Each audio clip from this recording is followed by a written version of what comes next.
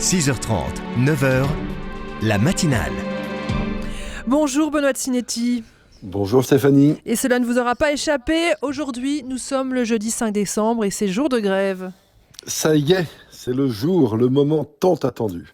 Cet instant qui depuis des semaines, voire des mois, occupe tant de débats, tant de chroniques, comme celle-ci par exemple. Ce temps qui, investi d'un poids si lourd, paraît devoir se figer. Le jour G, le jour de grève.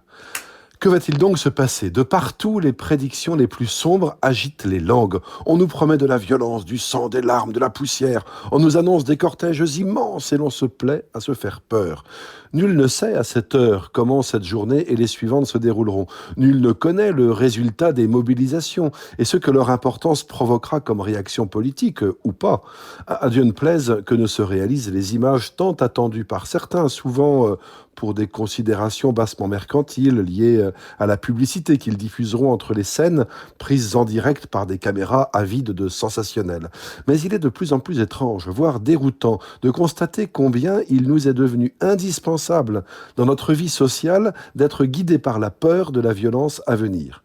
D'où nous vient cette attente, frénétiquement redoutée, de la violence qui monte ?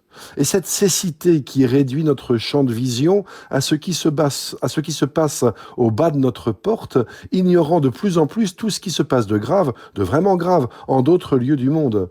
Un narcissisme nouveau est devenu la règle. Parlez-moi de moi, il n'y a que cela qui m'intéresse.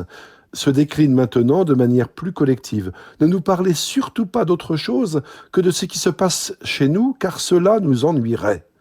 Fascinés devant les secousses qui traversent notre pays, nous ne savons plus les relier à une histoire plus vaste. Seul compte ces secousses, précisément. Elles nous fascinent, morbides, elles nous envoûtent. Nous en sommes à compter les minutes qui nous séparent du grand boom, en espérant que l'écran de notre portable nous protégera de ces éclats ravageurs. Comme s'il ne nous restait que la peur pour guider nos existences. Entendons-nous bien, je ne souhaite pas ici ni commenter les motivations des manifestations et des grèves actuelles ou à venir, ni donner mon opinion sur leur bien-fondé. Ce qui me préoccupe, c'est véritablement cette dramatisation de l'actualité, de plus en plus scénarisée, mise en scène, pour que nous la contemplions sur nos écrans comme un spectacle. C'est comme si nous acceptions de laisser notre vie collective aux mains de quelques démiurges qui, pour mieux nous anesthésier, ne cessent de nous proposer le grand frisson par procuration.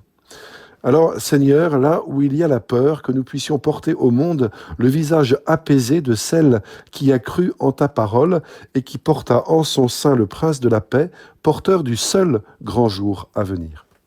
Merci beaucoup Benoît de Sinetti. Et cet édito, comme tous les rendez-vous consacrés à cette journée, sont à retrouver sur rcf.fr.